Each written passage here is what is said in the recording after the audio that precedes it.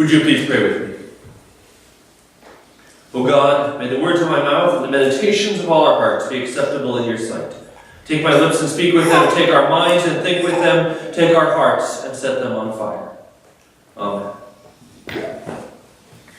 Well, throughout the season of Lent, we've been working with this theme of being under construction and how each of us is imperfect. And in fact, it's because of our imperfections, it's because we're not yet there that we come to church, that we seek a faith community so that we can grow, so that we can build ourselves up, so that we can improve ourselves. So this week I thought we would look at the Ten Commandments and rules, and how rules can help us grow. So I thought maybe a good rule to start with would be daylight savings time, since it's kind of on all our minds in some way. We all successfully remembered to change our clocks, or you just intended to be here way earlier than usual for a Sunday morning. I suspect it was the first one. And so I started to think about daylight savings time for a minute. I think it was in 2005, maybe or 2007, we decided to change daylight savings time. Maybe you remember it used to be in April that we started it, and it ended in October, and now it's the first Sunday in November is the end of it, and the second Sunday in March is the beginning of it.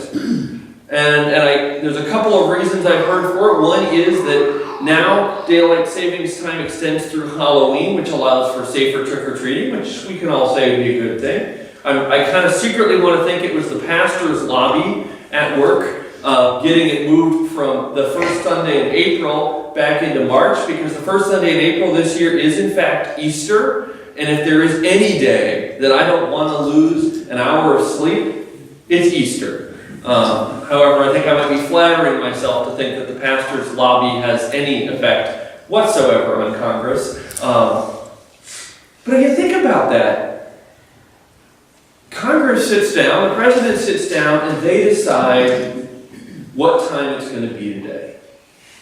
Doesn't that seem a little weird? Like that it's this government institution that tells us that we're setting our clocks at a different time, and so then we do it, and all of a sudden, instead of being 5 o'clock, it's 6 o'clock, or instead of 6 o'clock, it's 5 o'clock, because a law tells us to do. It's a little interesting, because after all, you think time is this fixed thing, right? I mean, we measure things by it. You hope that Congress doesn't decide that a foot is no longer 12 inches, it's 13 inches, because a foot's a foot, right? And an inch is an inch.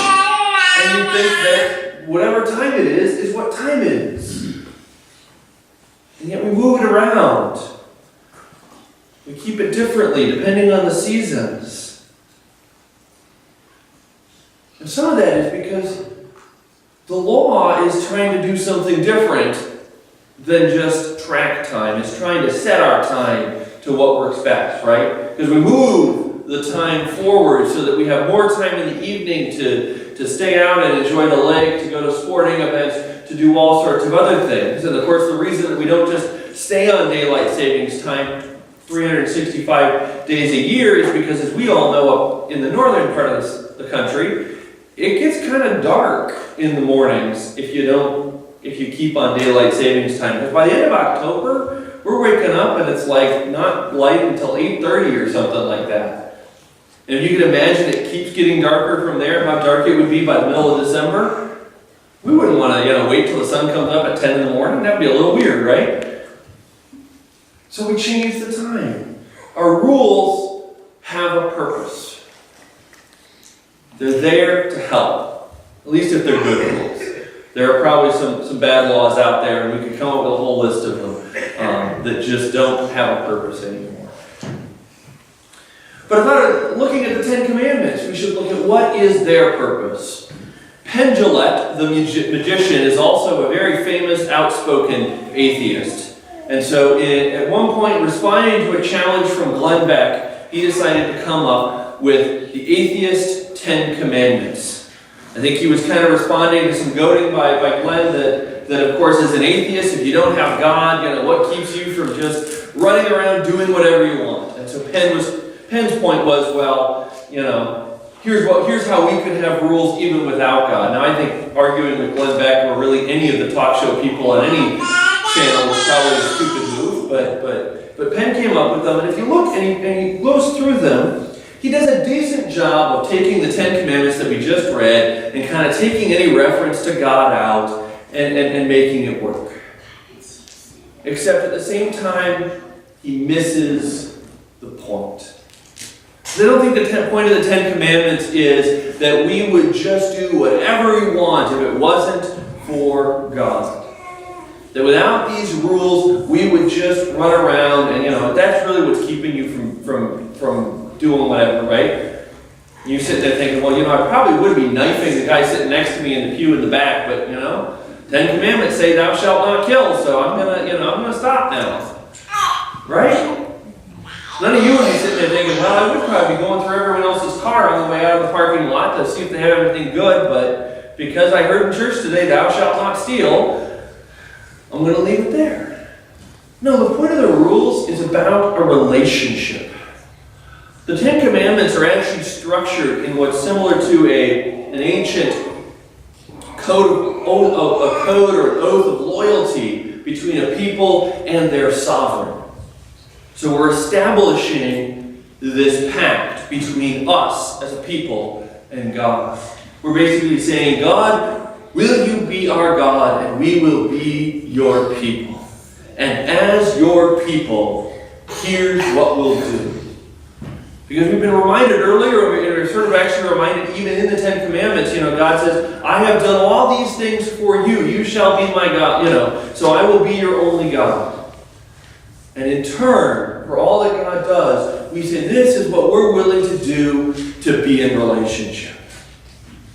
Right? We set up these rules to give structure to our relationships. Often we think of the commandments as restricting us, as holding us back. Because there's a lot of thou shalt nots, right? Thou shalt not do this. And it kind of reminds us of our parents. Don't do this, don't do that, right?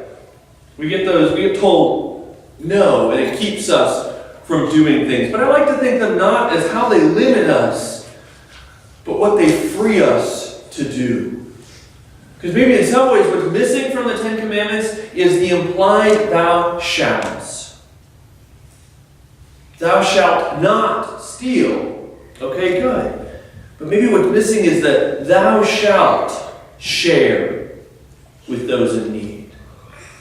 Thou shalt give generously. Thou shalt celebrate in what each of us can have. We get so caught up in the nots, what we can't do. And I think the whole point of the Ten Commandments is really to free us for what we can do. These are the ways that now we can have a relationship. Now we have room to build off of something. Because the reality is, as people, we need rules. Unless maybe we have an ardent anarchist in here who just believes that we don't need any rules whatsoever. I think we can all agree we all need rules. We need structure. Are you familiar with the comic Calvin and Hobbes? A couple of people?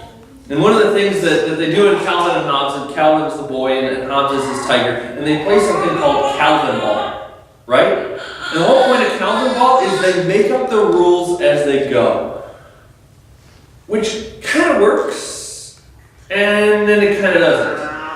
Because of course, if I remember correctly, it's while you have the ball, you get to make up the rules. But of course, then how does the other person get the ball? Because once I have the ball, one of the first rules I'm going to make up is I get to keep the ball.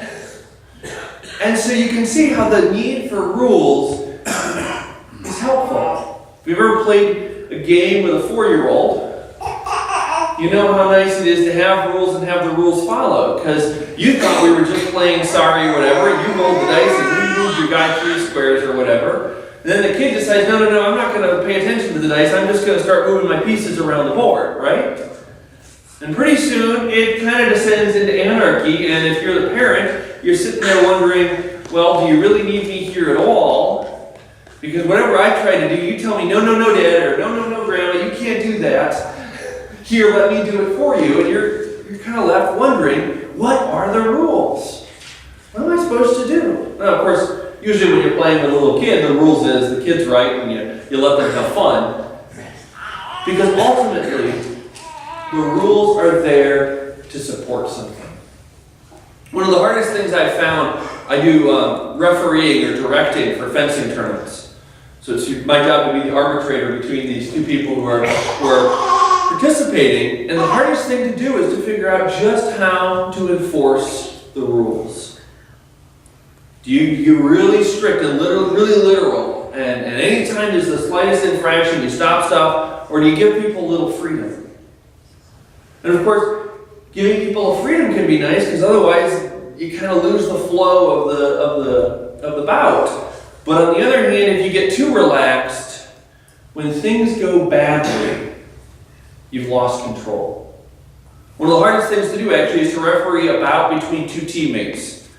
Because they usually start out kind of casual and usually they kind of have an idea of who's going to win because they fence each other all the time. They know who's going to come out ahead. They're kind of goofing around. And that's good, except once things get serious, some of that goofing around, the sort of the friendly back and forth that normally you wouldn't condone between two opponents, can get out of line. And you got to know when to say, okay, we're paying attention now. Okay, there's what we're doing. You got to know when to follow those rules. Because the rules are there in a sport to keep people safe and to help have a fair way of determining who wins and who loses. So that everyone can have fun. Because really the point of sports is to have fun, right?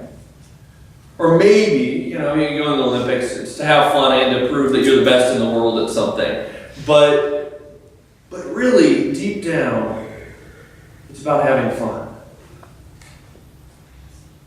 And rules give us the structure to do that. It's kind of ironic, because usually we think of rules as being that thing that keeps us from having fun. We have a rule in our house, no jumping on the bed. Bryce doesn't seem to believe in that rule or understand what that rule means, because he tends to jump up and down the bed saying no more monkeys jumping on the bed, and doesn't seem to kind of get that he'd be one of those monkeys that shouldn't be jumping on the bed. And of course, from his perspective, he's like, well, what was the point of this rule, Dad? You're trying to keep me from having fun. You're holding me down. Stop it. Of course, the point of the rule is we want you to have fun, and falling and cracking your head on the bunk bed and getting rushed to the ER is not really fun. There's a deeper purpose to the rule. It's not arbitrary. We just don't just say, we're gonna see what we can do to keep Bryce in line today. We'll come up with a rule. All our rules hopefully have a purpose. They're a guide point. And the Ten Commandments aren't any different. They're these guides that help us. They help us have a relationship with each other, and they help us have a relationship with God. Because we have these rules that say, thou shalt not lie, thou shalt not steal, and now we feel freer to trust each other. Because we trust that we all follow these rules. Our relationships are going to be better than if we're sitting there going, I don't know if I can say anything. Because I don't know what they're going to do, and I don't know what they're going to say, and who knows. These rules free us to have a relationship. And the rules free us to have a relationship with God, too. Because they put boundaries. That say, God, we're going to create space for you. We're going to have a Sabbath day where we rest and relax and remember what you have done for us. They say, we're going to only have one God. We're going to trust in you and you alone and not just whatever seems to work. That frees us for that relationship with God, that intentionality, in the same way that when you commit to be in a relationship with a partner, you're saying, I'm going to trust in you, and not all these other people out there. They give us a freedom, and they give us something to build off of. I kind of liken it to roses and beans and stuff. They can kind of go on the ground, but think what you do when you give them structure to build off of, right? I'm not an expert on grapes and wine, but I understand that one of the innovations that came along was we realized if you stick stakes in the ground, we can get better grapes, right? Because they grow up. And they grow along the structures you put them for. You can put up arbors and watch the roses grow up over them. That structure helps. And that structure helps us in our faith as we're seeking to grow. Now we have something to build off of. Now we have something to grow on. The Ten Commandments is this building block for our faith as we try to grow and develop. It's these beginning ground rules to help us know where to begin. Because otherwise, we're kind of left with nothing. Rules, when done well, have a purpose. They point to something more. They're not just an end in themselves. John Wesley, the founder of Methodism, was really big on rules. And had a lot of them. But he usually had them for a purpose.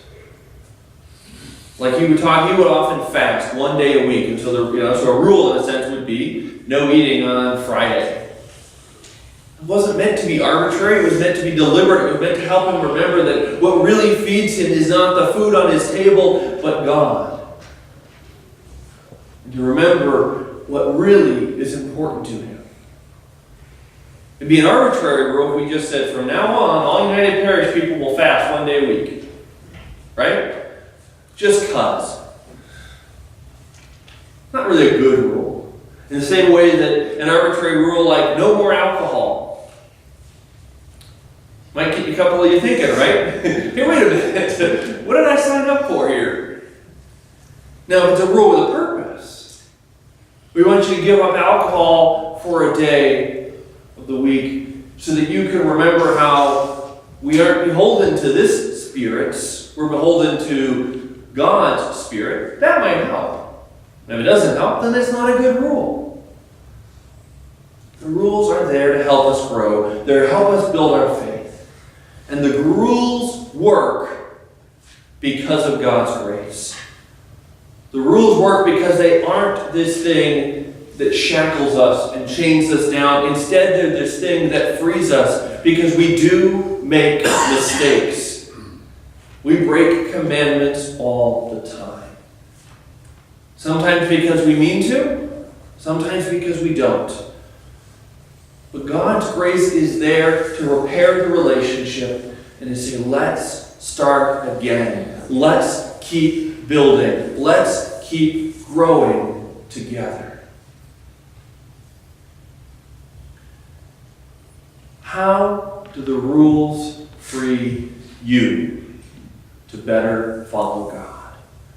What can you do because you have these rules to give you something to build off? Because I really do believe the rules can be freeing rather than restricting.